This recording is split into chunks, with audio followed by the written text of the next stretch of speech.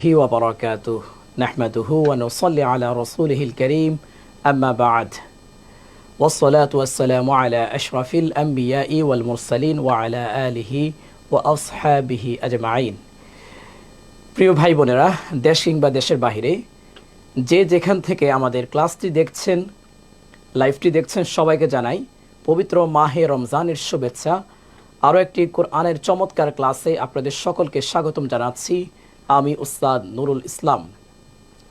ক্লাসটি আয়োজন করেছেন powered by Innova institute free কোরআন শিক্ষা কোর্স।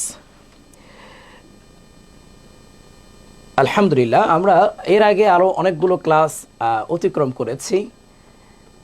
টোটাল আমাদের 8টি ক্লাস অতিক্রম হয়েছে। ইতিপূর্বে যতগুলো ক্লাস আমরা সম্পূর্ণ করেছি তার মধ্যে আজকের ক্লাসটি সবথেকে গুরুত্বপূর্ণ এবং সামনে যতগুলো ক্লাস করব আমার কাছে মনে হয় আজকের ক্লাসটি সবথেকে ভেরি ভেরি ইম্পর্টেন্ট। আপনারা যারা এই মুহূর্তে ক্লাসটি অবশ্যই উপস্থিত হয়েছেন একটা খাতা এবং কলম নিয়ে বসতে পারেন, কারণ আজকের ক্লাসে এমন কিছু বিষয় শেয়ার করা হবে যেটা হয়তো এর আগে আপনি পরিচিত ছিলেন কিনা, মানে আমি যেভাবে সহজভাবে খুব সংক্ষেপে আপনাদেরকে বুঝিয়ে দেব যে আজকের ক্লাসটি ইনশাআল্লাহ আমাদের কাঙ্ক্ষিত বেসিক টু অ্যাডভান্স শর্ট তাসবিদ সম্পর্কে হবে।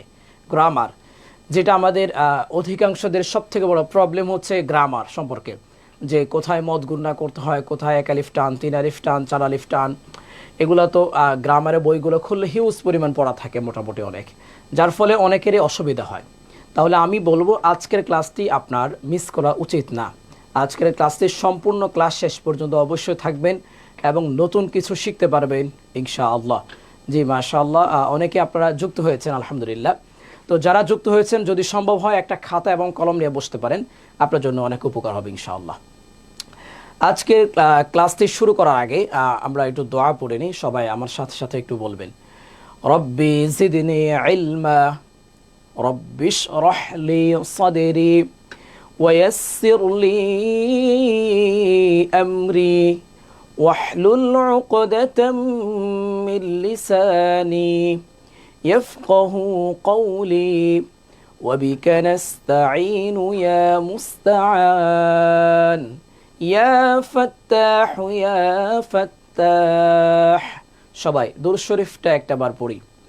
اللهم صل على محمد وعلى آل محمد كما صليت على إبراهيم وعلى آل إبراهيم إنك حميد مجيد اللهم بارك على محمد وعلى آل محمد كما باركت على إبراهيم وعلى آل إبراهيم إنك حميد مجيد। যারা ক্লাসটি দেখছেন সবাই সূরা ফাতিহাটা একবার পড়ি। أعوذ بالله من الشيطان الرجيم بسم الله الرحمن الرحيم الحمد لله رب العالمين الرحمن الرحيم مالك يوم الدين إياك نعبد وإياك نستعين اهدنا الصراط المستقيم صراط الذين أنعمت عليهم غير المغضوب عليهم ولا الضالين آمين। আপনাদেরকে আমি আবারও স্বাগতম জানাচ্ছি উস্তাদ Nurul Islam powered by Innova institute কর্তৃক আয়োজিত ফ্রি কোরআন শিক্ষা কোর্সের 9ম ক্লাসে।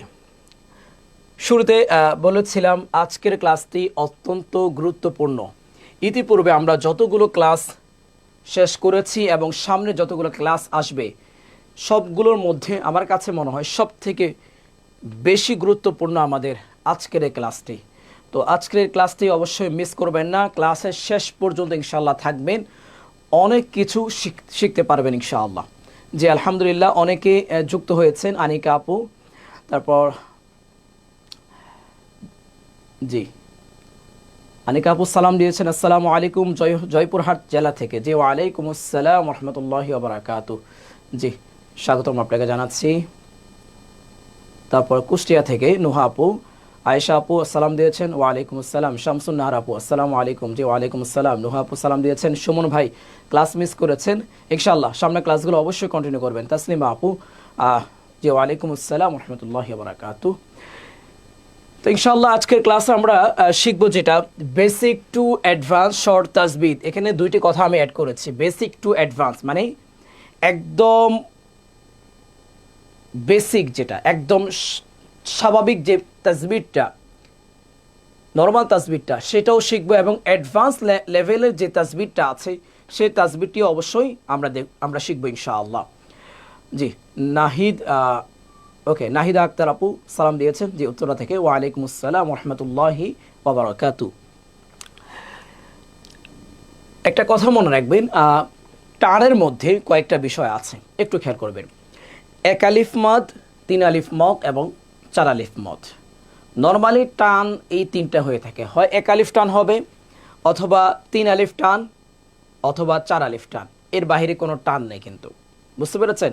আপনারা গত দিন অনেক ব্যস্ততার কারণে ক্লাসটি করতে পারিনি, আজকে ইনশাল্লাহ সম্পূর্ণ ক্লাস করবেন এবং আজকের ক্লাসটি মিস করবেন না। আজকের ক্লাসটি ভেরি ভেরি ইম্পর্টেন্ট, অনেক গুরুত্বপূর্ণ ইনশাল্লাহ।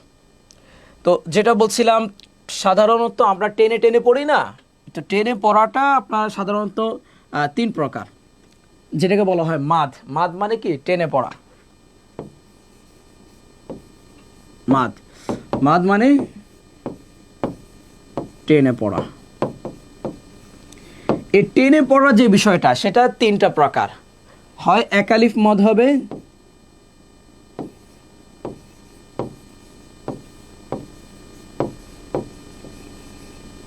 এক আলিফ মাদ মানে এক আলিফ পরিমাণ টান হবে, অথবা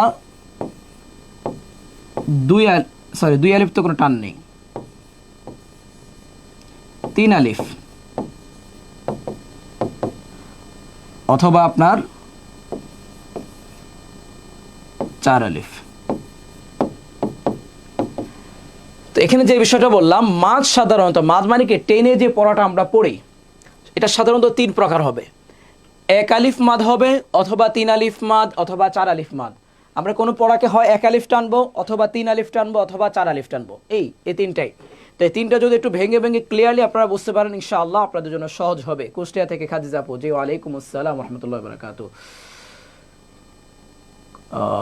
জি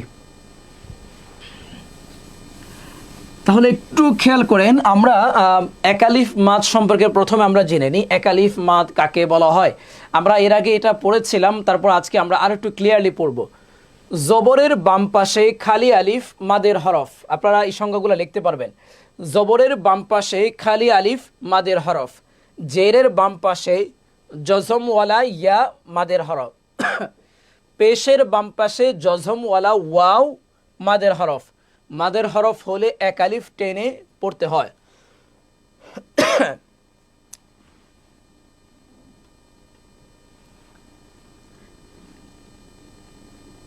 যেমন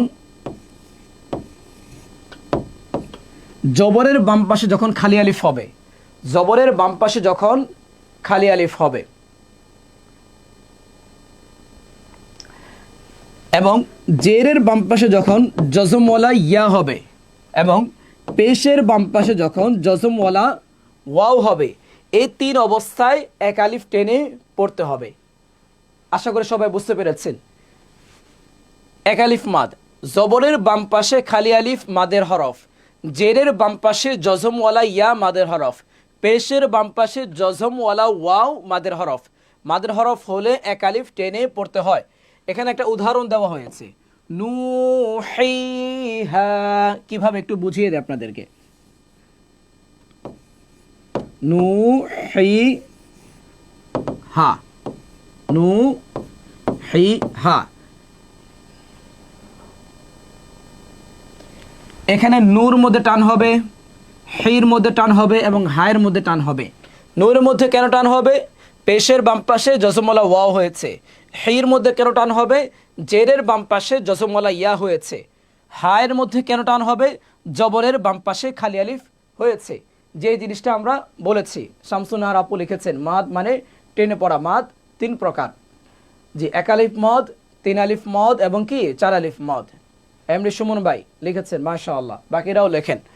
তাহলে আমরা কি জানলাম? জবরের বাম পাশে খালি আলিফ মাদের হরফ, জবরের বাম পাশে খালি আলিফ মাদের হরফ, জেরের বাম পাশে জজমওয়ালা ইয়া মাদের হরফ, পেশের বাম পাশে জজমওয়ালা ওয়াও মাদের হরফ। মাদের হরফ হলে 1 আলিফ টেনে পড়তে হয়, যথা কি নুহিহা, নুহিহা। আপনারা এই বিষয়টা বুঝতে পারছেন কিনা? যদি কারো অস্পষ্টতা থাকে জানাবেন, ইনশাআল্লাহ বুঝিয়ে দেওয়ার চেষ্টা করা হবে।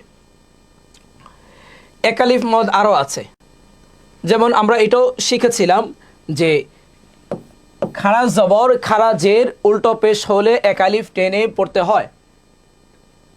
মাশাআল্লাহ মাশাআল্লাহ, আনিকা আপু লিখেছেন, সবগুলা লেখা লিখেছেন, শুকরিয়া শুকরিয়া, জাযাকুমুল্লাহ খাইর। খাড়া জবর খাড়া জের উল্টো পেশ হলে 1 আলিফ টেনে পড়তে হয়। তা খাড়া জবর তা, তা খাড়া জের তি, তা উল্টো পেশ তু। নর্মালি যে জবরটা থাকে জবর জের পেশ, সেটা টান হবে না, তাই না?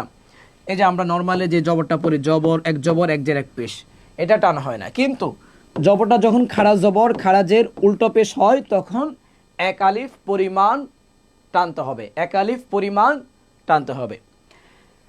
তাহলে আমরা এখানে কি জানলাম? খাড়া জবর খাড়া জের উল্টো পেশ হলে 1 আলিফ টেনে পড়তে হয়, যথা তা খাড়া জবর তা, তা খাড়া জের তি, তা উল্টো পেশ তু, তা তি তু। ক্লাসটি যারা দেখছেন ক্লাসটি অবশ্যই শেয়ার করার চেষ্টা করবেন ইনশাআল্লাহ। আজকে ক্লাসটি ভেরি ভেরি ইম্পর্টেন্ট, এটা সবার জানা উচিত, কারণ এই ক্লাসটি যারা শিখবে বুঝবে ইনশাআল্লাহ আরবি গ্রামারের 80 থেকে 90% তার হয়ে যাবে ইনশাআল্লাহ। কোরআন শরীফে তাসবিদে যে বিষয়গুলো থাকে, তো একটু সবাই খেয়াল করবেন। আমরা এর আগে একটা পড়েছিলাম জবরের বাম পাশে খালি আলিফ, আর এটা হচ্ছে আরেকটা 1 আলিফ মাদ। আরও একটা আছে, কি কি একটু সবাই খেয়াল করেন। লিন,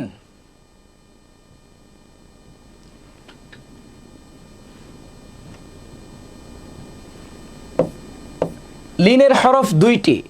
লিন, লিন একটা মানে আরবি গ্রামারের নাম। লিনের হরফ 2টি, ওয়াও এবং ইয়া, ওয়াও এবং ইয়া। আরবি গ্রামারের ভাষায় বলা হয়, এগুলাকে বলা হয় লিনের হরফ। লিনের হরফ হলো কি 2টি। লিনের হরফ কয়টি? 2টি। কি কি? ওয়াও এবং ইয়া, ওয়াও এবং ইয়া। সবাই লিখতে পারেন লিনের হরফ 2টি। জি, আনিকা আপু লিখেছেন, সুমন ভাই লিখেছেন, মাশাআল্লাহ। লিনের হরফ 2টি, ওয়াও এবং ইয়া। এখন ওয়াও এবং ইয়া এর কাজ কি? ওয়াও এবং ইয়া এর কাজ কি? কাজ হলো ওয়াও এবং ইয়া, লিনের হরফের পর যে হরফটি আসবে তারপর যদি ওয়াকফ হয় 1 আলিফ টেনে পড়তে হবে। আপনাদেরকে যদি আরেকটু সহজ করে বুঝিয়ে দেখাই,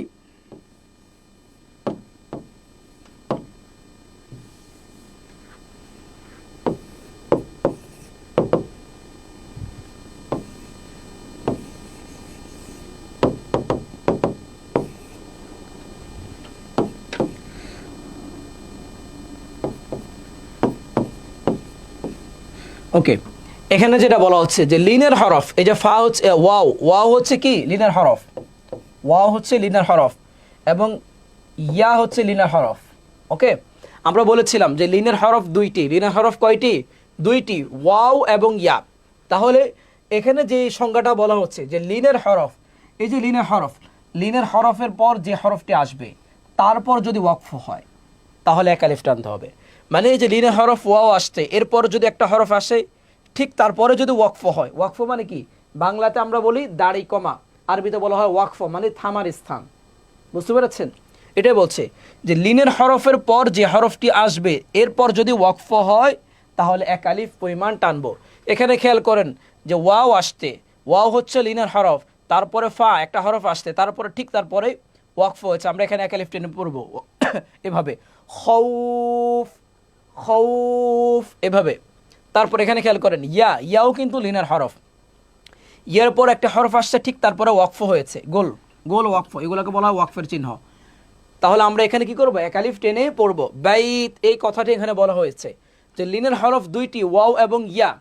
এরপর লিনের সংজ্ঞাটা দেওয়া আছে, লিনের হরফের পর যে হরফটি আসবে তারপর যদি ওয়াকফ হয়, এগুলো বইয়ের ভাষায় আর একটু অন্যভাবে দেওয়া আছে। আমি চেষ্টা করছি আপনাদেরকে যতটা সহজভাবে নিজের ভাষায় নিজের মতো করে বুঝিয়ে দেওয়ার, সেই চেষ্টাটি করছি, বুঝতে পেরেছেন? তো যেটা বলছিলাম, লিনের হরফের পর যে হরফটি আসবে তারপর যদি ওয়াকফ হয় এক আলিফ টেনে পড়তে হয়, যথা খৌফ, বাইত। আশা করি বুঝতে পেরেছেন। তাহলে আমরা এক আলিফ মদ সম্পর্কে জানলাম কি কি।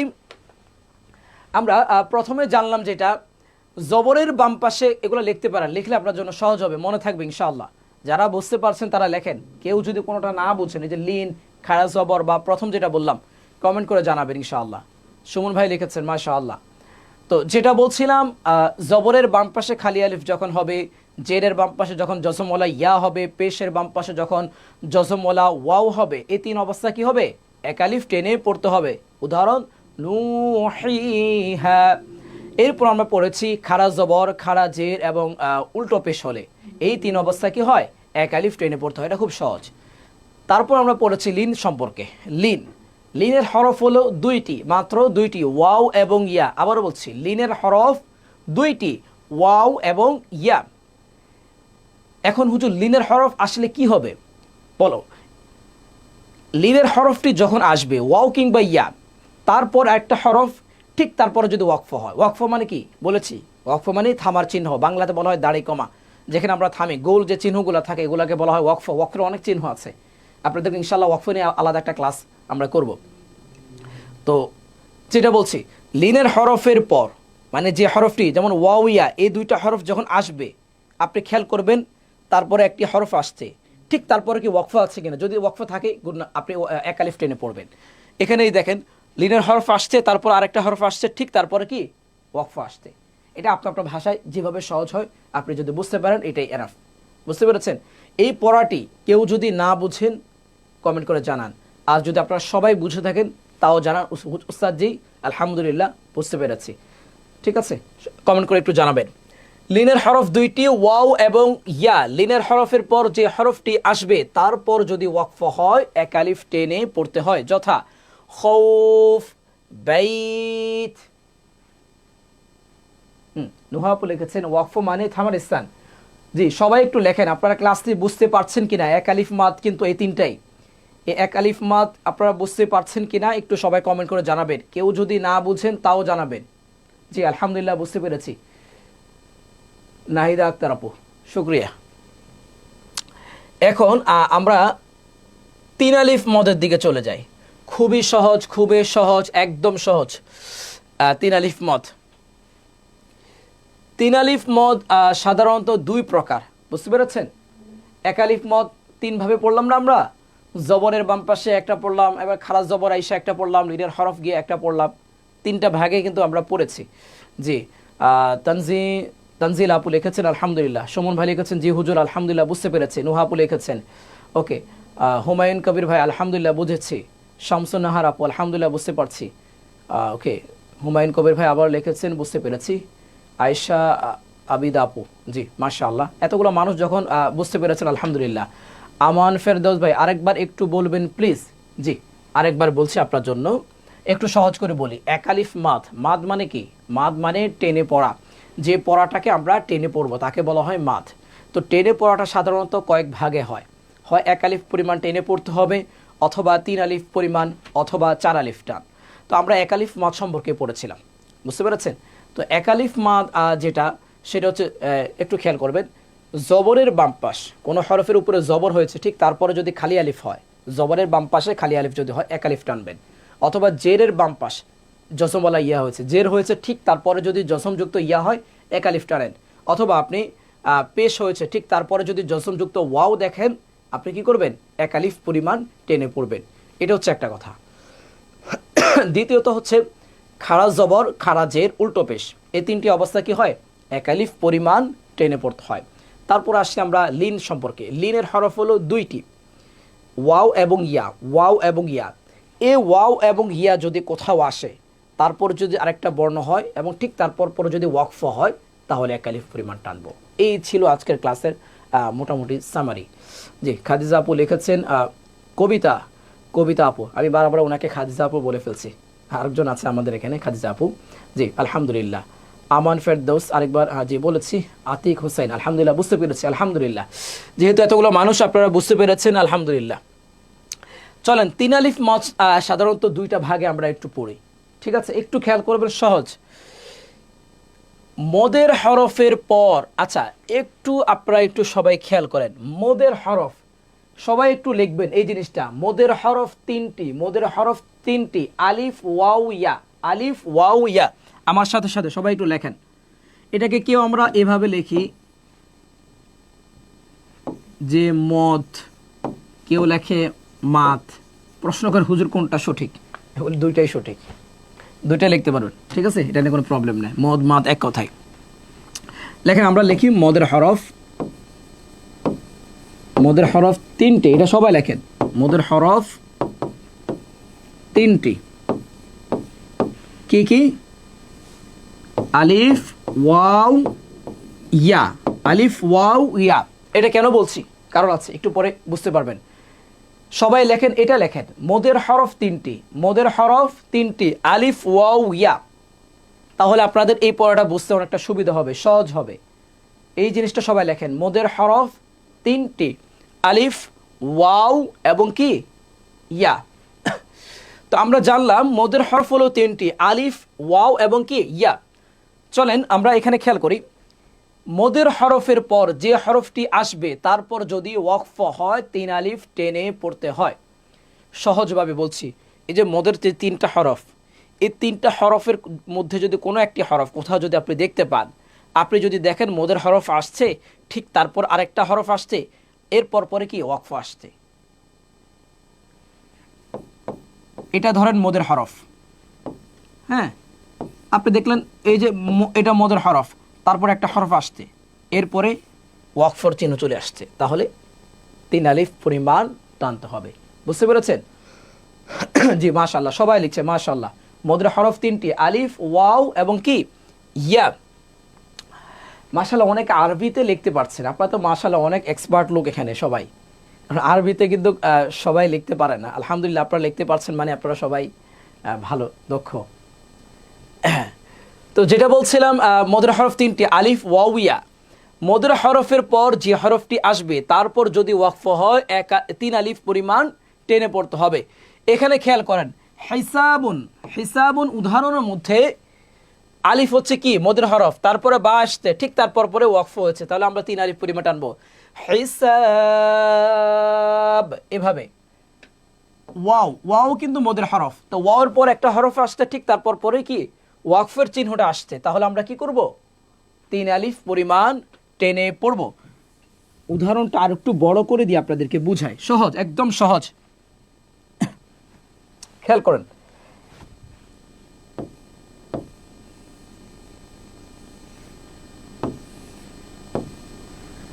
হিসাবুন, এটা হচ্ছে ওয়াকফের চিহ্ন। ওয়াকফের যে এখানে একটা চিহ্ন অনেকভাবে দেওয়া যায়, ঠিক আছে? এগুলোকে বলা হয় ওয়াকফের চিহ্ন। তো যেটা বলছিলাম, এই যে মদের হরফের পর, এখানে বলা হয়েছে যে মদের হরফের পর যে হরফটি আসবে তারপর যদি ওয়াকফ হয়, তাহলে তিন আলিফ টানবো। আলিফ হচ্ছে মদের হরফ, তা আলিফের পর একটা হরফ আসছে, ঠিক তারপর পরে ওয়াকফের চিহ্ন আসছে, তাহলে আমরা কয় আলিফ টানবো? তিন আলিফ পরিমাণ টেনে পড়বো। মাশাআল্লাহ, সবাই লিখছে আলহামদুলিল্লাহ, সবাই লিখছে মাশাআল্লাহ, ভেরি গুড। হিসাব, তিন আলিফ টান। এখন যদি আমরা কেউ এক আলিফ টান দিই, দুই আলিফ টান দিই, হবে? হবে না কিন্তু, বুঝতে পেরেছেন? প্রশ্ন আসতে পারে, ওস্তাদ তিন আলিফ যে আমি টানবো, তিন আলিফ কতক্ষণ টানবো, এটা একটু বলছি একটু পরে, জাস্ট এটা একটু খেয়াল করেন। হিসাব, এরপর উদাহরণ কি দিয়েছিলাম আমরা? তা'লামুনা,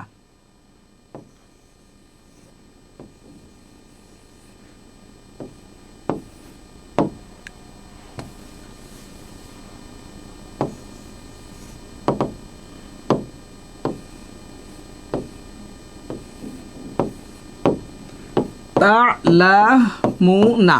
ওকে, এখানে খেয়াল করেন এই যে জজমওয়ালা হরফ, এই যে ওয়াও, ওয়াও কিন্তু মদের হরফ, ঠিক আছে? ওয়াওর পর একটা হরফ আসছে, ঠিক তারপরে কি আসছে? ওয়াকফের চিহ্ন চলে আসছে। তাহলে আমরা এখানেও কি করব? 3 আলিফ পরিমাণ টেনে পড়ব। তা'লামুন।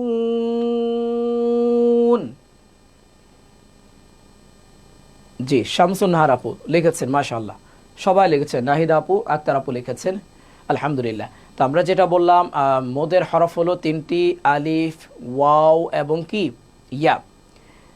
এখন বলা হচ্ছে মদের হরফের পর যে হরফটি আসবে তারপর যদি ওয়াকফ হয় তাহলে কি 3 আলিফ পরিমাণ আমরা কি করব? টেনে পড়ব। বুঝতে পেরেছেন? একদম সহজ। এই জিনিসটা যদি কেউ না বুঝেন কমেন্ট করে জানাবেন, আর যদি বুঝতে পারেন যে না হুজুর 3 আলিফ মদ এটা বুঝতে পেরেছি, তাও জানাবেন ইনশাআল্লাহ। ওকে, একদম সহজ। পরেরটা আরও সহজ। কোরআনের যত জায়গায় 3 আলিফ চিহ্ন দেখা যাবে 3 আলিফ টেনে পড়তে হবে, যথা লা আ'বুদু। এখানে একটু খেয়াল করেন, 3 আলিফ মদ এটা তো বুঝতে পারলাম, সংজ্ঞায় খুব বুঝিয়ে বললাম। এখন একটা একদম সহজ, একদম সহজ। 3 আলিফ একটা চিহ্ন আছে, 3 আলিফ, যে 3 আলিফ যে পরিমাণ টানতে হবে এটা বোঝানোর জন্য একটা চিহ্ন ব্যবহার হয়। এই চিহ্নটা কোরআনের যত জায়গায় আপনি দেখবেন চোখ বন্ধ করে 3 আলিফ টানেন। বুঝতে পেরেছেন আমার কথা? চিহ্নটা কি? এরকম একটা পেঁচানো একটা চিহ্ন আসবে, খেয়াল করেন, এরকম একটা কি পেঁচানো একটা চিহ্ন আসবে। বুঝতে পেরেছেন? এই যে এখানে দেখেন লামের উপরে আসছে, এই চিহ্নটা কোরআনের যত জায়গায় আসবে আপনি 3 আলিফ টান দেন। বুঝতে পেরেছেন? তাহলে আমরা কি জানলাম? কোরআনের যত জায়গায় 3 আলিফ চিহ্ন দেখা যাবে 3 আলিফ টেনে পড়তে হবে। এখন এটাকে যদি বইয়ের ভাষা আমি বলতে যাই অনেক লম্বা সময় চলে যাবে। সহজভাবে এক কথায় বলে দিয়েছি যে কোরআনের যত জায়গায় এই চিহ্নটি দেখা যাবে 3 আলিফ পরিমাণ টানতে হবে। এখানে খেয়াল করেন যে 3 আলিফ চিহ্ন আছে, লা আ'বুদু।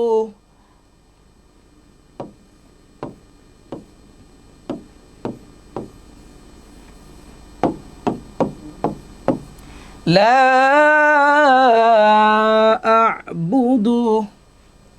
তাহলে আমরা 3 আলিফ মদ সম্পর্কে জানলাম। এরপর আসেন 4 আলিফ মদ। হ্যাঁ, 4 আলিফ মদ খুবই সহজ। এটা আরো সহজ।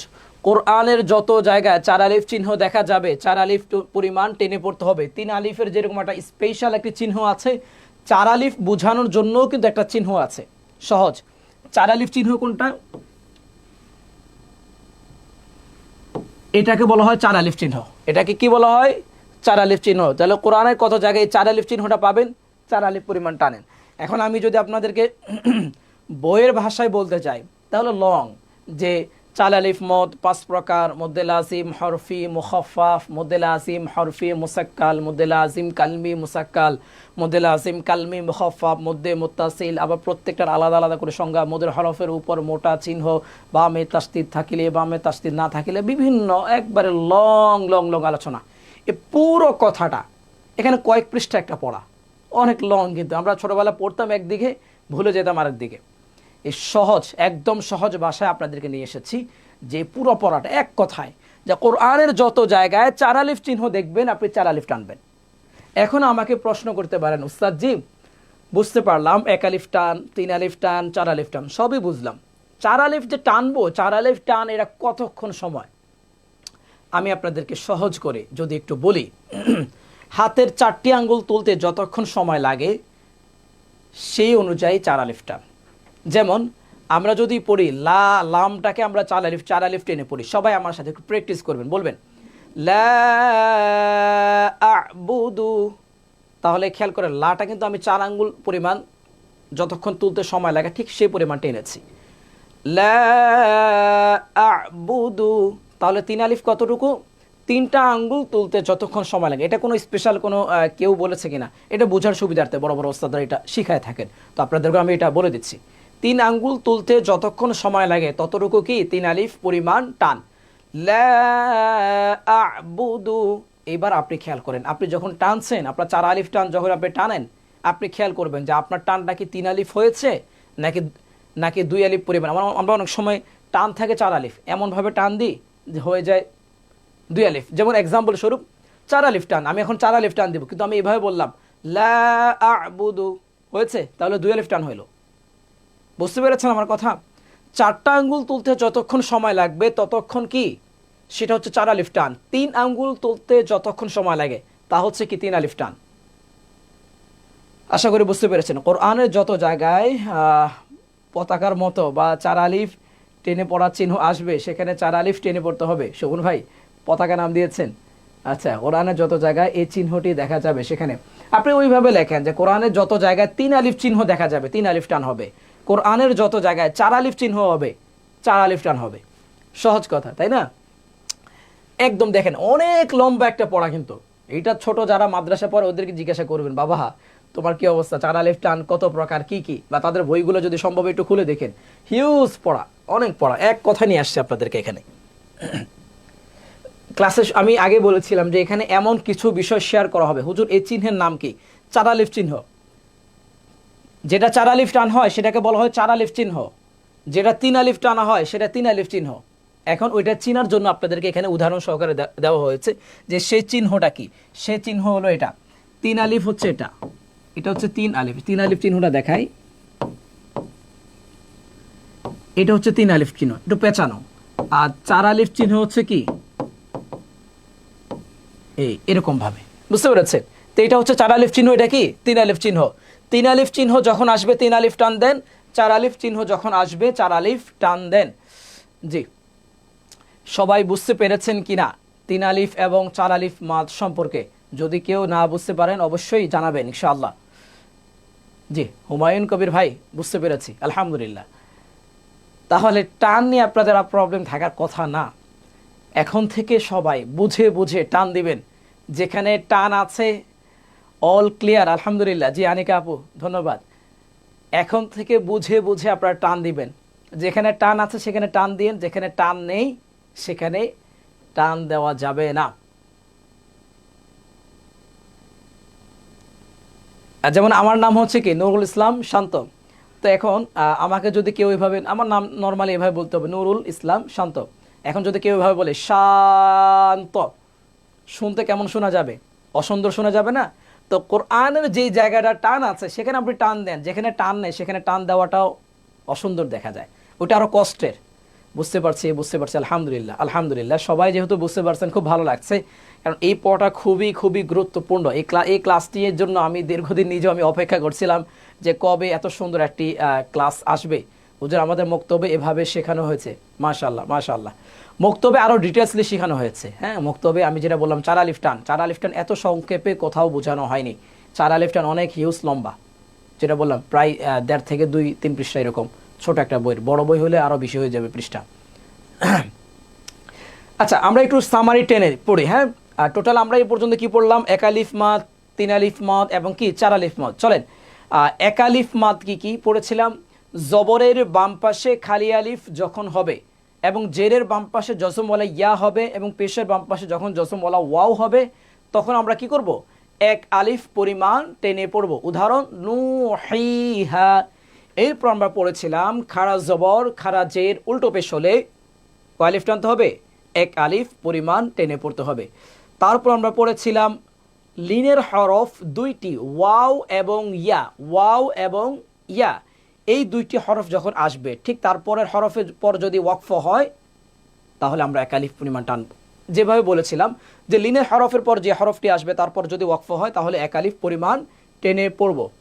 জি, মুস্তাফিজুর রহমান ভাই লিখেছেন। ওকে, আলহামদুলিল্লাহ। যেটা বলছিলাম লিনের হরফের পর যে হরফটি আসবে তারপর যদি কি হয় ওয়াকফ হয় তাহলে 1 আলিফ পরিমাণ টানবো। এরপর আমরা পড়েছিলাম 3 আলিফ মাদ সম্পর্কে। 3 আলিফ মাদ সম্পর্কে একটা তো সহজ বলেছিলাম, আলহামদুলিল্লাহ। এভাবে পড়াটা খুবই সহজ, এভাবে শিক্ষার প্রয়োজন। শুক্রিয়া মুস্তাফিজুর রহমান ভাই, পুরো ক্লাসে থাকবেন ইনশাআল্লাহ। আপনাকে আজকে আমরা প্রথম দেখেছি, তো ইনশাআল্লাহ শেষ পর্যন্ত থাকেন, অনেক কিছু শিখতে পারবেন। আজকে ক্লাসে আমরা ব্যতিক্রমভাবে আরবি গ্রামারটা, আরবি যে ব্যাকরণটা এটা শিখবো ইনশাআল্লাহ। প্রচলিত নিয়মের বাইরে গিয়ে আমরা একটু শেখার ট্রাই করবো ইনশাআল্লাহ। তো একটা হচ্ছে মদের হরফ 3টি, ওকে, ওয়াও এবং ইয়া। আলিফ ওয়াও ইয়া, আলিফ ওয়াও ইয়া এই তিনটি হরফের পর যদি ওয়াকফ হয় তারপরে কি এই তিনটি হরফের পর যে হরফটি আসবে তারপর যদি ওয়াকফ হয় তাহলে 3 আলিফ পরিমাণ টেনে পড়ব। বুঝতে পেরেছেন? লিন এবং কিন্তু 3 আলিফ মধ্যে পেশ লাগবেন না। লিনের ক্ষেত্রে বলা হয়েছে যে ওইটা কি ওয়াও এবং ইয়া, এটা হচ্ছে আলিফ ওয়াও ইয়া।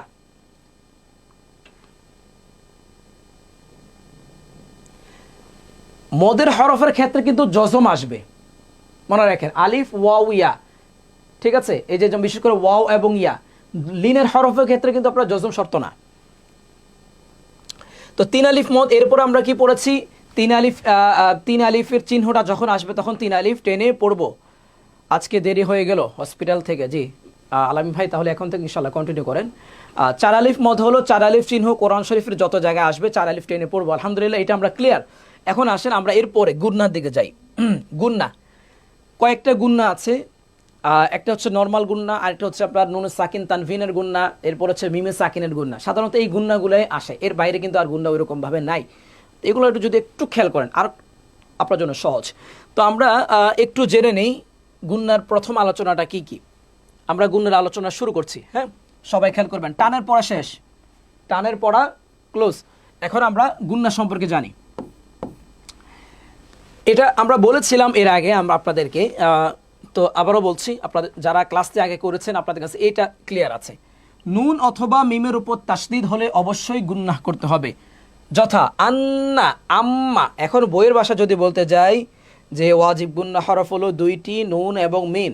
হরকতের বামে নুনে বা মিমে তাসদিদ হইলে ওয়াজিব গুন্নাহ করিয়া পড়িতে হয়। এখন এতভাবে মাথায় ঘুরাতে ঘুরাতে একটু সময় যায়। সহজ ভাষায় কোরআনের যত জায়গায় আপনি নুন দেখবেন বা মিম দেখবেন, এর উপর যদি তাসদিদ দেখেন ভাই গুন্না করেন। সহজ সিম্পল কথা। আপনি নুন দেখছেন, তাসদিদ আছে, গুন্না করেন। মিম দেখেছেন, তাসদিদ আছে, গুন্না করেন, শেষ। কোরআন শরীফ একটা না, শত শত জায়গায় কিন্তু আছে, এটা শত শত জায়গায় এটি আছে। কোরআনের যত জায়গায় দেখবেন নুন এবং মিম গুন্না করেন, আর এটার নাম কি? ওয়াজিব গুন্না, মানে আবশ্যক গুন্না। বুঝতে পেরেছেন? এটা লিখতে পারেন যে নুন অথবা মিমের উপর তাসদিদ হলে অবশ্যই গুন্নাহ করতে হবে। উদাহরণ কি দিলাম? আন্না, নুনের উপর তাসদিদ, মিমের উপর তাসদিদ, গুন্নাহ করব। আন্না, আম্মা। জি, আয়েশা আপু লিখেছেন, মাশাআল্লাহ। নুন বা মিমের উপর তাসদিদ হলে গুন্নাহ করে পড়তে হবে। বাকিরাও লেখেন, এটা লেখার চেষ্টা করেন, লিখলে স্মরণ থাকবে। কোনো জিনিস আমরা যখন পড়ার সাথে সাথে লিখি তখন সেটা কি থাকে, আমাদের মনে থাকে দীর্ঘ সময়। এটা আমাদের ওস্তাদরা বলতেন, এবং আলহামদুলিল্লাহ এটা প্র্যাকটিক্যালি আমি পেয়েছি। আমি ছোটোবেলা যখন পড়তাম, আমি লিখতাম, আমার লেখা আলহামদুলিল্লাহ আল্লাহ পাকের দয়ায় অনেক স্পিড। এটা অত কারণ ছিল এটাই, ক্লাসে যখন টিচার আমাকে বলতো পড়াগুলা, আমি কান দিয়ে শুনতাম, ঠিক মানে লেখাগুলো হুবহু পরিপূর্ণ নকল করার ট্রাই করতাম। আলহামদুলিল্লাহ 90 থেকে 95% লেখা আমি লিখতে পারতাম। বিশেষ করে যখন বড় ক্লাসগুলো উঠে গেছে তখন দেখা গেছে অনেক বেশি আলোচনা করতো, লেকচার দেওয়া হতো, তখনও আলহামদুলিল্লাহ লিখতে পারতাম। তো লিখলে কি হয়, আপনার মনে থাকবে, স্মরণ থাকবে। বক্তব্যের কায়দায় যেভাবে পড়ানো হয়, আরও বড় বড় সংজ্ঞা, জি পড়ার সময় থাকে না, পেছ লাগে, যে এই জন্য বললাম এই সহজভাবে নুন এবং মিমের তাসদিদ হলে গুন্নাহ করে পড়তে হয়। মাশাআল্লাহ, খাদিজা আপু লিখেছেন এবং নাফি আপু, শামসুন নাহার আপু, সবাই লিখেছেন, বাকিরাও লেখেন আলহামদুলিল্লাহ। অনেকে আছেন ক্লাসটি, একটু শেয়ার করে দিতে পারেন। এই ক্লাসটি অনেক গুরুত্বপূর্ণ। আমি যদি পারতাম সবাইকে এই ক্লাসটি দেখানোর চেষ্টা করতাম। এই ক্লাসে যদি কয়েক লক্ষ মানুষ থাকতে পারতো আমার সবথেকে বেশি ভালো লাগতো। কারণ এই ক্লাসটি আপনারা যারা করছেন অন্তত আপনারা বুঝতে পারছেন যে এখানে পড়াগুলা কতটা ইম্পর্টেন্ট এবং খুবই সহজভাবে শেখানোর চেষ্টা করা হচ্ছে। ঠিক আছে? তো আমরা যেটা বললাম, কোরআনের যত জায়গায় নুন এবং মিম দেখবেন গুন্না করেন, মানে তাসদিদ থাকতে হবে, কিন্তু আবার তাসদিদ দেখলে কি গুন্না করেন। অন্য হরফ কিন্তু আমি বলি নাই, যে নুন মিম ব্যতীত যদি অন্য হরফ হয় তাহলে আমি কিন্তু এখন বলি নাই। আমি এখন এই মুহূর্তে যেটা বলেছি, নুন মিমের তাসদিদ হলে কি করবেন? গুন্না করবেন। এরপর আসেন, গুন্নার আরো কিছু বিষয় আছে, যেমন নুনে সাকিন তানভিন। আচ্ছা, এই যে দেখেন একটা পড়া নিয়ে আসছি, খুবই সহজ, একদম কি বলবো, খুবই অল্প কথায়। এটা যদি আপনাদেরকে বইয়ের ভাষায় আপনাদেরকে বলতে যায় তাহলে এভাবে বলতে হবে যে নুনে সাকিন জসমলা নুনকে বলে তানভিন, 2 জবর 2 জের 2 পেশকে বলে। জাকারিয়া ভাই যুক্ত হয়েছেন, মাশাআল্লাহ, জি শুকরিয়া ওস্তাদ। ওকে, তো নুনে সাকিন তানভিন 4 প্রকারে পড়া যায়: ইকলাব, ইদগাম, ইজহার, ইফা। ইকলাবের হরফ 1টি বা ইদগামের হরফ 6টি: ইয়া, র, মিম, লাম, ওয়াও, নুন। ইদগাম 2 প্রকার: ইদগামে বাগুন্না, ইদগামে বেলাগুন্না। এগুলো সবাই একটু ব্রেনে চাপ নেবেন না, আমি জাস্ট একটু বলতেছি। এবার ঈদগামে বাগুন্নার প্রকার আছে, ঈদগামে বেলাগুন্নার প্রকার আছে। ইজহারের হরফ, ইকফার হরফ 15টি। তারপর ইকলাব, ইকলাব কাকে বলা হয়? নুনে সাকিন বা তানবিনের বামে ইকলাবের হরফ বা আসিলে ওই নুনে সাকিন বা তানবিনকে মিম দ্বারা পরিবর্তন করে গুন্নার সহিত ইকলাব, ঈদগাম বাগুন্না, ঈদগামে বেলাগুন্না, ইজহার, ইকফা। লম্বা একটা পড়া, যারা পড়েছেন তারা ভালো করে জানেন এটা কত লম্বা একটা পড়া। এবং এটা দেখা গেছে একটা পড়লে আরেকটা ভুলে যায়, আরেকটা পড়লে আরেকটা ভুলে যায়, পেস লাগা শুরু করে দেয়। এই পুরো কথাটাকে একদম শর্টকাট নিয়ে আসছি, একদম সহজভাবে নিয়ে আসছি।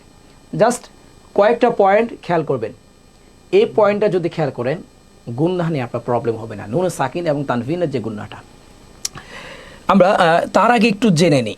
নুনে সাকিন যে আমি বলছি, সাকিন মানে কি আপনারা তো অবশ্যই জানেন। জজমের আরেক নাম কি? সাকিন। বাবা নাম রেখেছে জজম, মায় রেখেছে সাকিন, একই ব্যক্তি। বুঝতে পেরেছেন?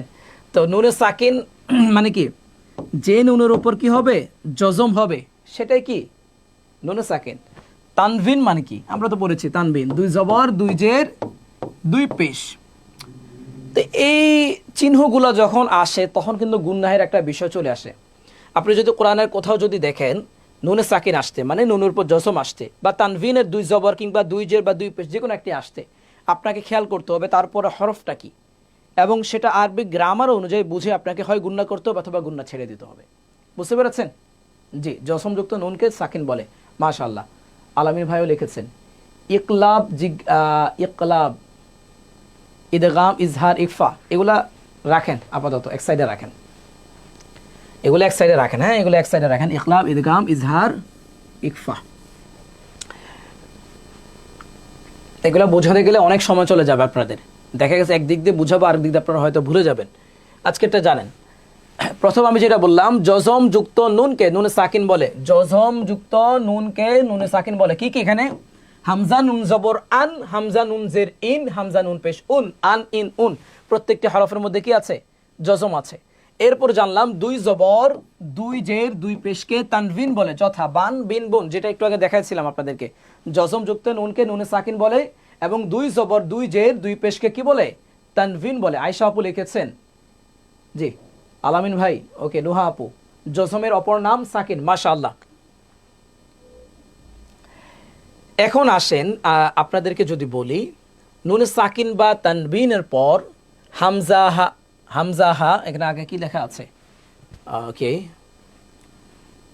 হা লেখা আছে। ওকে, হা, হামজা, হা, খ, আইন, গইন, র, লাম ব্যতীত আরবি 29টা হরফের অন্য কোনো হরফ আসলে গুন্নাহ করে পড়তে হবে। খুবই সহজ একটি কথা বলা হয়েছে। আরবি হরফ কয়টি? সবাই একটু লেখেন, আরবি হরফ কয়টি? আরবি হরফ হলো 29টি। আরবি হরফ কয়টি? 29টি। তো এই 29টা হরফের মধ্যে মাত্র 8টি হরফ ব্যতীত, মাইনাস করেন, 29 থেকে 8 চলে গেলে কত থাকে?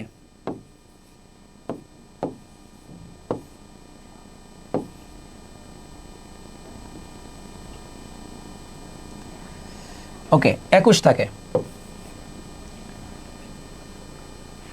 29টা হরফ থেকে যদি 8টি হরফ বাদ দেওয়া হয় 21টা হরফ থাকে। বুঝতে পেরেছেন? তো আরবি 29টা হরফের মধ্যে 8টা হরফ আছে, যে 8টি হরফ আসলে আপনি গুন্নাহ করবেন না, বাকি 21টা হরফ আসলে গুন্নাহ করবেন। আমি আবারও সহজ করে বলি। আপনি যখন দেখবেন কোরআনের কোথাও নুনে সাকিন আসছে কিংবা তানভিন আসছে, আপনাকে খেয়াল করতে হবে ঠিক তার পরের হরফটা কি। ওকে, সে অনুযায়ী হয় গুন্নাহ করবেন অথবা গুন্নাহ করবেন না। এখন যদি দেখেন 8টি হরফ আসছে, 8টি হরফ কি কি এখানে বলবো। এই 8টি হরফ আসলে কি করব না? গুন্নাহ করব না। 8টি হরফের বাহিরে অন্য যে হরফে আসুক গুন্নাহ করবেন। বুঝতে পেরেছেন? নুনে সাকিন বা তানভিনের পর যদি দেখেন 8 হরফ আসছে তাহলে গুন্নাহ করবেন না। আর 8 হরফের বাহিরে বাকি 21টা হরফ যদি আসে গুন্নাহ করবেন। 8টা হরফ কি কি? হা, হামজা, হা, খ, আইন, গইন, র, লাম। হা, হামজা, হা খ আইন গইন র লাম, এই 8টা হরফ আপনাকে এই সিরিয়ালে একটু মুখস্থ করতে হবে। আপনি যদি দেখেন নুনে সাকিন বা তানভিনের পর এই 8টি হরফ আসছে, তাহলে গুণনা করবেন না। আপনাকে প্রথমে খেয়াল করতে হবে যে নুনে সাকিন আসছে, ওকে, বা তানভিন আসছে, খেয়াল করে পরের হরফটা কি ওই 8 হরফের মধ্যে পড়ছে কিনা। হা হামজা হা খ আইন গইন র লাম, এই 8টি হরফের মধ্যে পড়ছে কিনা। যদি দেখি যে না, তাহলে যেটা হরফ আসো গুণনা করবেন, কারণ বাকিগুলো তো 21টার মধ্যে পড়বে, তাই না, এর বাইরে তো পড়বে না। হয় 8টা পড়বে, না হলে বাকি 21টার মধ্যে পড়বে, 29টা হরফের মধ্যে। বুঝতে পেরেছেন? 8টা হরফে কি হবে না, গুণনা হবে না। তবে এই 8টা হরফ আসলে কি করব আমরা, গুণনা ছাড়া আমরা পড়ব। খেয়াল করেন ইনশাল্লাহ, আমরা এটা সহজভাবে বুঝি, একদম সহজ। নুনে সাকিন বা তানবিনের পর হা, এই যে হা হামজা হা খ আইন গইন র লাম ব্যতীত আরবি 29টি হরফের অন্য কোন হরফ আসলে, এখানে কিন্তু বলছে কি, বলছি আবারও বলছি, নুনে সাকিন বা তানভিনের পর হা হামজা হা খ আইন গইন র লাম ব্যতীত, মানে এই 8টা হরফ ব্যতীত আরবি 29টি হরফের অন্য কোন হরফ, অন্য হরফ তার মানে কি থাকে 21টা, অন্য কোন হরফ আসলে গুন্নাহ করে পড়তে হবে। উদাহরণ লান তাফআলুন, গুন্নাহ মানে নাকের ভিতর লুকিয়ে পড়তে হবে। লান তাফআলু, এখানে দেখেন নুনে সাকিন আসছে, আমি খেয়াল করব তারপরে হরফটা কি, তা আপনি খেয়াল করেন তারপরে হরফ তা, তো তা কি ওই 8টার মধ্যে পড়ে? এই 8টা হরফ আসলে গুণ হবে না। সহজ করে বলি, এই 8টা হরফ আসলে কি হবে না, গুণ হবে না। না, তা তো এখানে 8টা হরফের মধ্যে কোনো হরফের মধ্যেই পড়লো না, তাহলে গুণ করেন লা তাফআলু। এরপরটা খেয়াল করেন, এখানে দেখেন নুনে সাকিন আসছে, নুনে সাকিনের পরে ইয়া আসছে, ইয়া কি 8টা হরফের মধ্যে হয়েছে? না, তাহলে গুণনা করেন, কারণ এই 8টা হরফে গুণনা হবে না, বাকিগুলোর মধ্যে কি হবে, গুণনা হবে। এরপর আসেন খায়রান কাসীরা, এখানে খেয়াল করেন এই যে তানভিনের পর আলিফ কাফ আসছে, গুণনা হবে? অবশ্যই গুণনা হবে, কারণ এখানে এই হরফগুলোর মধ্যে কি হয়নি, পড়েনি। বুঝতে পেরেছেন? তাহলে আমরা যেটা জানলাম এখানে একদম সহজভাবে, যে নুনে সাকিন তানভিনের পর আপনি যখন দেখবেন 8টা হরফ আসছে, তাহলে আপনি কি করবেন না, গুণনা করবেন না। তবে এই 8টি হরফ ব্যতীত অন্য 21টি হরফ যদি আসে, তাহলে অবশ্যই কি করতে হবে, আমাকে গুণনা করে পড়তে হবে। আশা করি ক্লিয়ার। আপনারা বুঝতে পারেন নাকি? এটা কিন্তু খুব গুরুত্বপূর্ণ একটি পড়া। কেউ যদি বুঝতে না পারেন অবশ্যই কমেন্ট করে জানাবেন। হ্যাঁ, তাহলে আজকে কি জানলাম, একদম সহজভাবে জজম যুক্ত নুনকে নুন সাকিন বলে, 2 জবর 2 জের 2 পেশকে তানভিন বলে। তারপর আমরা শিখেছি যে নুনে সাকিন বা তানভিন আসতে, তারপর যদি 8টি হরফ আসে তাহলে গুণনা করব না, 8টি হরফ ব্যতীত বাকি হরফগুলো যদি আসে 21টা হরফ গুণনা করে পড়ব। এই 8টি হরফের নাম মুখস্থ করা আপনার জন্য সহজ 21টা হরফের তুলনায়, তাই না? 8টি হরফের মুখস্থ রাখেন, হা হামজা হা খ আইন গইন র লাম, এক সিরিয়াল হা হামজা হা খ আইন গইন র লাম। জি মাশাআল্লাহ।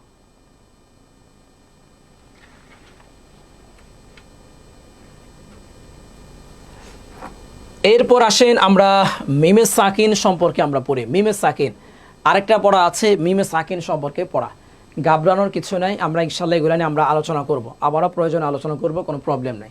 বুঝতে পেরেছেন? একটু খেয়াল করেন, আজকে অনেকগুলো ব্যাকরণ একসাথে পড়ানো হচ্ছে। তো মিমে সাকিন, মিমে সাকিন মানে কি, যে মিমের উপর সাকিন আসবে তাকেই মিমে সাকিন বলে। যে মিমের উপর কি আসবে,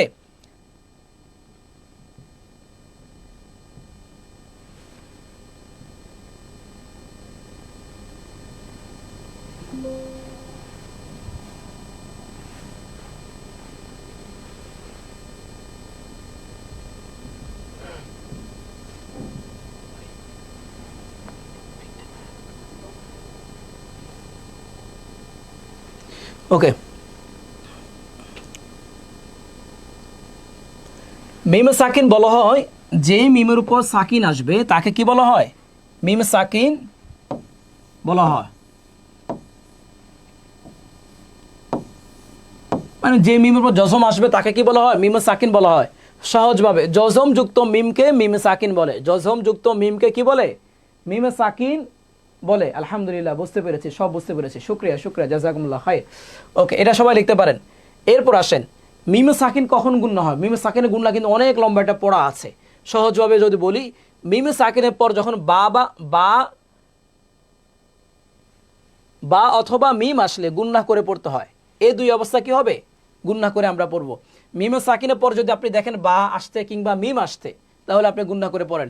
এখানে খেয়াল করেন, এই যে মিমে সাকিন হয়েছে, হ্যাঁ, তো এখানে মিমে সাকিনের কিন্তু খেয়াল করেন, এই যে মিম সাকিন তো বুঝেন, মিমের উপর যে জজম হলো এটাকে মিম বলা হয়, মিমে সাকিন বলা হয়। ঠিক তারপরে মিম আসছে, তাহলে আমরা গুণনা করে পড়বো ওয়াহুম মুহতাদুন। সহজ করে বলি, মিমে সাকিন মানে মিমের উপর যদি জজম আসে বা সাকিন আসে সেটাই মিমে সাকিন। এখন আপনি দেখবেন কোরআন শরীফে কোথাও যদি মিমে সাকিন আসে, তারপরে হরফটা যদি বা আসে কিংবা মিম আসে, তাহলে গুণনা করে পড়েন। এটাকে বলা হয় মিমে সাকিনের গুণনা। বুঝতে পেরেছেন? এই কথাটাই বলা হচ্ছে। এখানে মিম আসতে, মিমে সাকিন আসতে, তারপরে মিম আসতে আমরা গুণনা করে পড়বো। এই যেখানে বলেছি মিম আসলে গুণনা করব। পরের উদাহরণ খেয়াল করেন, এখানে মিমে সাকিন আসতে, ঠিক তারপর কি আসছে? বা আসছে, তাহলে গুণনা করে পড়ি ওয়ামা হুম বিমুমিনিন। মিমে সাকিনের পর বা মিম আসলে গুণনা করে পড়তে হবে, যথা ওয়ামা হুম মুহতাদুন, ওয়ামা হুম বিমুমিনিন। এটা বুঝতে পারেন নাকি? কেউ যদি বুঝতে না পারেন জানাবেন। এরপর আসেন কলকলার হরফ। কলকলার হরফ কতটি? কলকলার হরফ 5টি। গত ক্লাসে বলেছিলাম কলকলার হরফ 5টি, কফ, ত, বা, জিম, দাল। এই 5টি হরফে যখন জজম আসবে তখন প্রতিধ্বনি নে আমরা পড়ব। ঠিক আছে? কলকলার হরফ 5টি, কফ, ত, বা, জিম, দাল। এই 5 হরফে জজম হলে কলকলা বা প্রতিধ্বনি করিয়া পড়িতে হয়, যথা আদে, আজে, আবে, আত, আক।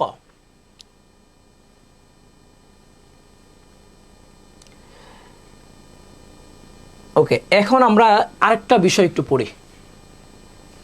এতক্ষণ যা পড়েছেন তা এক জায়গায় রাখেন, টেনশনে কিছু নেই, আমরা এই পড়াটা আবারও পড়ব।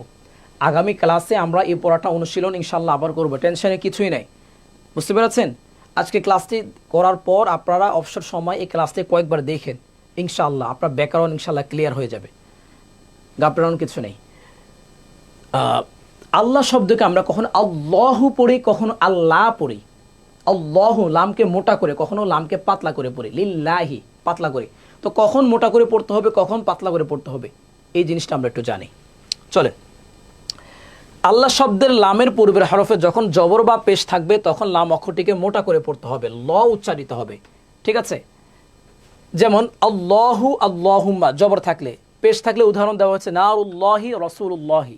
আল্লাহ শব্দের লামের পূর্বের হরফে যখন জের হয় তখন লাম অক্ষরটিকে পাতলা করে পড়তে হয়, লা উচ্চারিত হয়, বিসমিল্লাহি। সহজভাবে যদি বলি, এই যে আল্লাহ যে শব্দটা,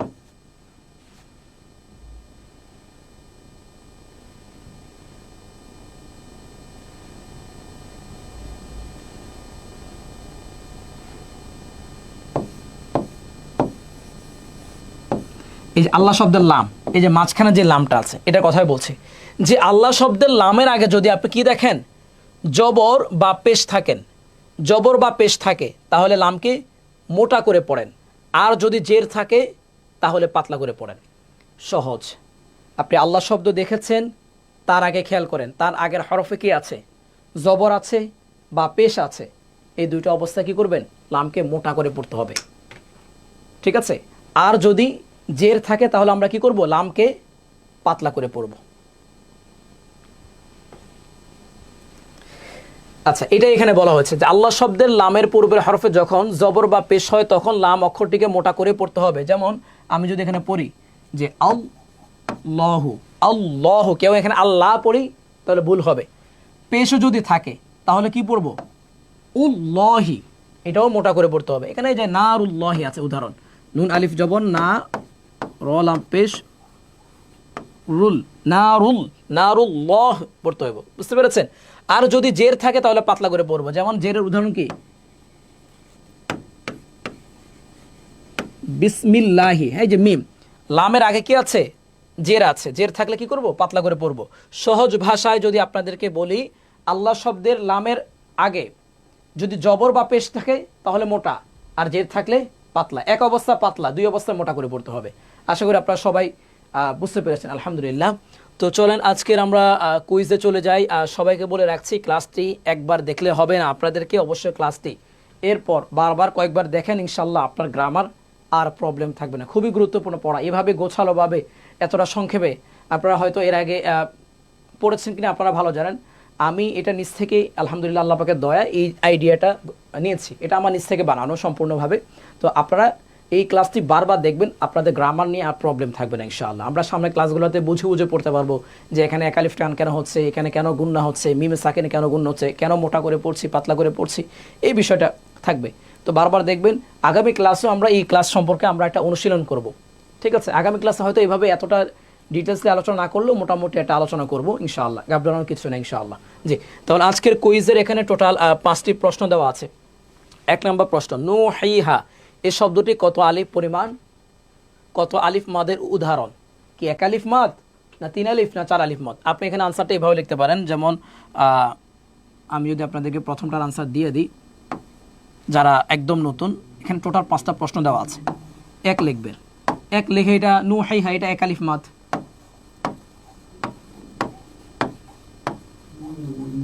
1 আলিফ মাদ। এভাবে 2, 3, 4, 5 সবগুলো আনসার দিবেন। 2 নম্বর কি বলেছে, লিনের হরফ কতটি? 2টি। সরি বলবো না, বললে তো হয়ে যাবে আনসারটা। লিনের হরফ কয়টি, এটার আনসারটা এখানে লিখবেন। 3 নম্বর, এই যে এখানে দেওয়া আছে এখানে জবর হবে, হ্যাঁ। আল্লাহ, আল্লাহ শব্দটা মোটা নাকি পাতলা হবে? এই যে আল্লাহ শব্দটা, এটাকে আমরা মোটা করে পড়বো নাকি পাতলা করে পড়বো? এরপর বলা হচ্ছে জজম যুক্ত মিমকে কি বলা হয়? জজম যুক্ত মিমকে কি বলা হয়? 5 নাম্বার, নুনে অথবা মিমের উপর তাসদিদ হলে কিভাবে পড়তে হবে? কি গুণনা করে পড়তে হবে নাকি গুণনা ছাড়া পড়তে হবে? এই বিষয়টা একটু ক্লিয়ার করবে। 5টা প্রশ্ন আছে, খুব সহজ। যারা ক্লাসটি মনোযোগ সহকারে দেখেছেন তাদের জন্য আনসার দেওয়া খুবই সহজ। সবাই দিয়ে দেন একসাথে সবাই লিখতে হবে। হুমায়ুন কবির ভাই, একসাথে সবগুলো আনসার একসাথে দিতে হবে, আলাদা আলাদা না। 1, 2, 3, 4, 5 ক্রমিক নাম্বার সবগুলো একটা কমেন্টে দিতে হবে। জি, তাসনিমা আপু লিখেছেন 1 আলিফ মাদ, পরেরটা লিখেছেন 2টি। হ্যাঁ, ওকে। পরে লিখেছেন মোটা করে পড়তে হবে, মিমে সাকিন, মাশাআল্লাহ। নুন অথবা মিমে তাসদিদ হলে। জি, তাসনিমা আপু চমৎকার লিখেছেন, মাশাআল্লাহ। বাকিরাও লিখে ফেলেন, হ্যাঁ, খুব অল্প সময় আছে আমাদের হাতে, আর 3 মিনিট আছে। নুহা আপু লিখেছেন, শামসুন নাহার আপু লিখেছেন। জি, মাশাআল্লাহ। বাকিরাও লিখে ফেলেন।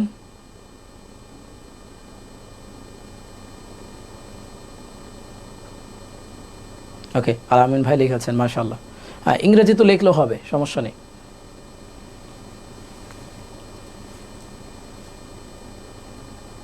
খাদিজা আপু লিখেছেন পাতলা করে পড়তে হবে। খাদিজা আপু খেয়াল করেন, পাতলা কেন করে পড়তে হবে?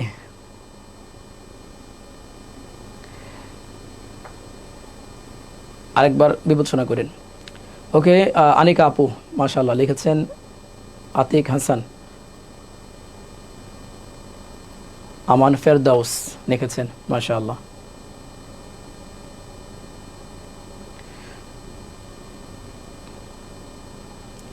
যারা লিখেছেন তাদের আজকের ক্লাস সম্পর্কে আপনাদের অনুভূতিরা জানাতে পারেন যে আজকের ক্লাসটি কেমন লেগেছে।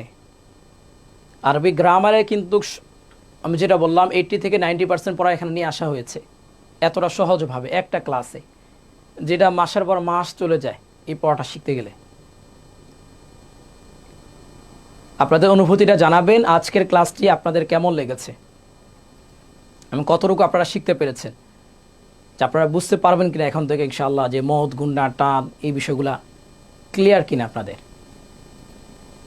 জি, আয়েশা আপু লিখেছেন, রুমি আপু, আলামিন ভাই বলেছেন আলহামদুলিল্লাহ। জি, শুকরিয়া, আলহামদুলিল্লাহ। জি, শামসুন হার আপু লিখেছেন আলহামদুলিল্লাহ, অনেক কিছু শিখলাম আজ, আলহামদুলিল্লাহ।